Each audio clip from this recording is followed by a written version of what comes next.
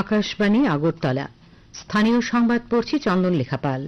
এখনকার বিশেষ বিশেষ খবর হল, স্বরাষ্ট্রমন্ত্রী অমিত শাহ পহেলগাম হামলার পরিপ্রেক্ষিতে পাকিস্তানি নাগরিকদের চিহ্নিত করে তাদের দেশে ফেরত পাঠানোর জন্য সমস্ত রাজ্যের মুখ্যমন্ত্রীদের নির্দেশ দিয়েছেন।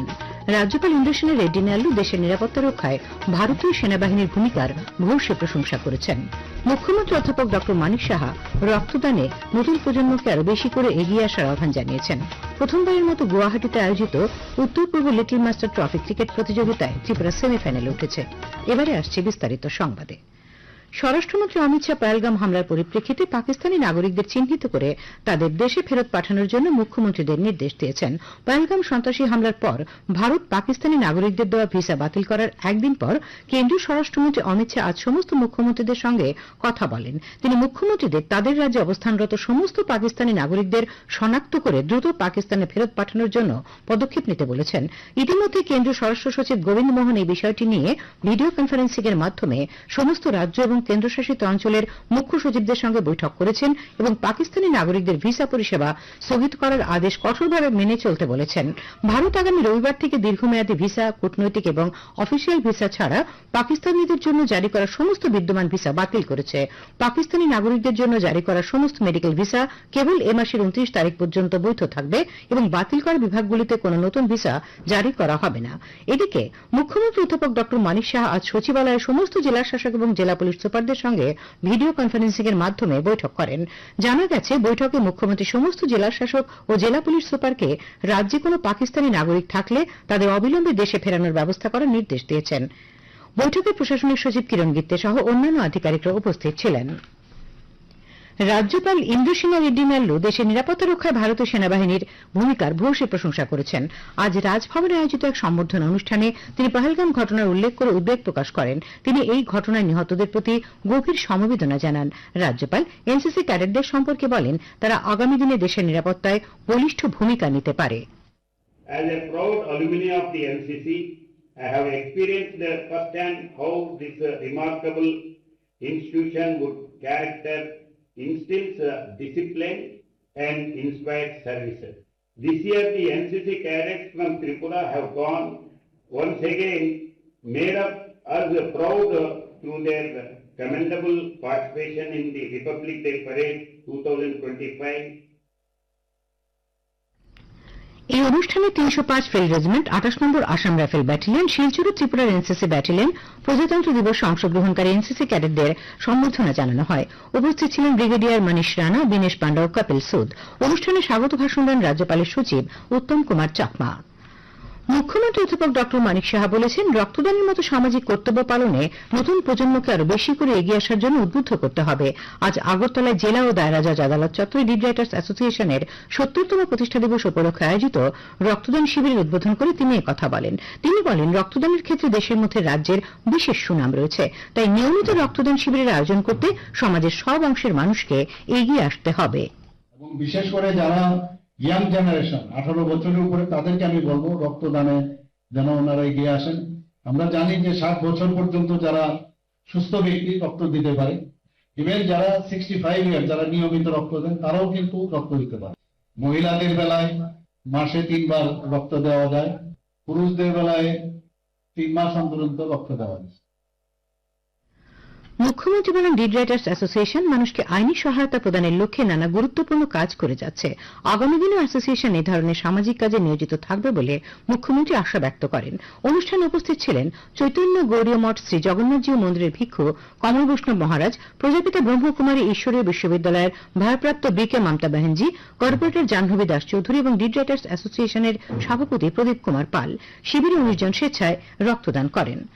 সভাপতি শুক্লাচরণ নোয়াতিয়া বলেছেন, গ্রামীণ কৃষকরা যাতে সহজে বীজ, সার, কীটনাশক, কৃষি যন্ত্রপাতি ও চাষাবাদের যাবতীয় পরামর্শ পান, সেজন্য রাজ্য সরকারের পক্ষ থেকে গ্রামীণ এলাকায় এগ্রি সেক্টর অফিস খোলা হচ্ছে।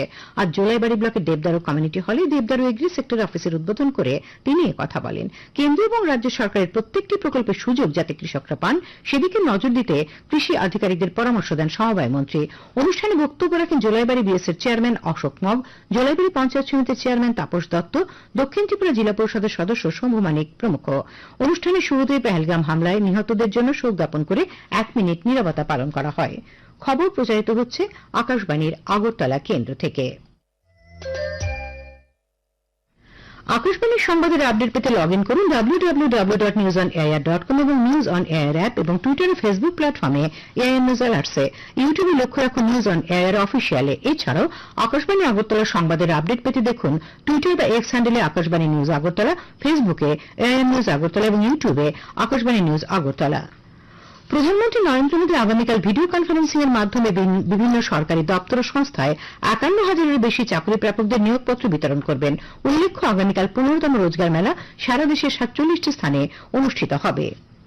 প্রধানমন্ত্রী নরেন্দ্র মোদী আগামী ২৭ এপ্রিল রবিবার আকাশবাণীতে মন কি বাত অনুষ্ঠানের ১২১তম পর্বে দেশ বিদেশের মানুষের সঙ্গে তার চিন্তা ভাবনা ভাগ করে নেবেন।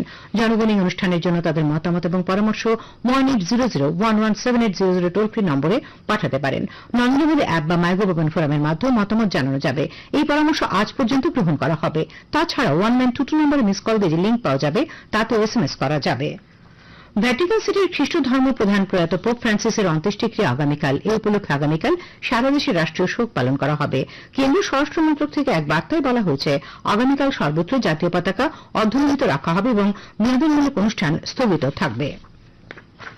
সিপাহীজলা জিলা পরিষদের সভাধিনেত্রী সুপ্রিয়া দাস দত্ত আজ বিশ্রামগঞ্জে সিপাহীজলা জেলাভিত্তিক জাতীয় পঞ্চায়েতি রাজ দিবস উদযাপন অনুষ্ঠানের সূচনা করেন। তিনি বলেন, সরকারের বেশিরভাগ জনকল্যাণমুখী প্রকল্প পঞ্চায়েত ও ভিলেজ কমিটি স্তরে বাস্তবায়িত হয়। এক্ষেত্রে ত্রিস্তরীয় পঞ্চায়েতে নির্বাচিত জনপ্রতিনিধিদের গুরুত্বপূর্ণ ভূমিকা রয়েছে। অনুষ্ঠানে কাজের সাফল্যের নিরিখে জেলার অন্তর্গত বিভিন্ন ব্লক ও পঞ্চায়েত দপ্তরের কর্মীদের পুরস্কৃত করা হয়।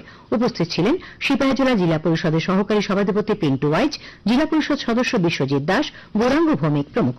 ঊনকোটি জেলার কুমারঘাট পঞ্চায়েতিরাজ ট্রেনিং ইনস্টিটিউটে অনুষ্ঠিত হয় জাতীয় পঞ্চায়েতিরাজ দিবসের জেলাভিত্তিক অনুষ্ঠান। অনুষ্ঠানের উদ্বোধন করেন বিধায়ক ভগবান চন্দ্র দাস। তিনি কেন্দ্রীয় সরকার পিএম সূর্যঘর মুফত বিজলি যোজনার সুযোগ গ্রামীণ এলাকায় পৌঁছে দেওয়ার লক্ষ্যে ব্যাপক প্রচারের উপর গুরুত্ব আরোপ করেন।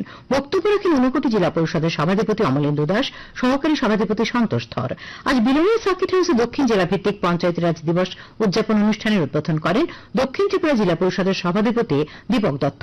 উপস্থিত ছিলেন বিধায়ক অশোক কুমার মিত্র, এডিসি সদস্য সঞ্জীব রিয়াং। অনুষ্ঠানে ৮টি ব্লকের পঞ্চায়েত দপ্তরের ১৬ জন কর্মীকে সেরা কর্মী হিসেবে সম্বর্ধনা জানানো হয়। আজ বিশ্ব ম্যালেরিয়া দিবস। এই উপলক্ষে বিলোনিয়া মহকুমা স্বাস্থ্য দপ্তরের উদ্যোগে র্যালি ও সচেতনতামূলক সভার আয়োজন করা হয়। আলোচনা সভায় অংশ নেন বিলোনিয়া পুর পরিষদের চেয়ারম্যান নিখিল চন্দ্র গোপ, ড জ্যোতির্ময় দাস এবং ড সুব্রত দাস। ২০৩০ সালের মধ্যে ম্যালেরিয়া নির্মূল করার বিষয়ে আলোচনা হয়।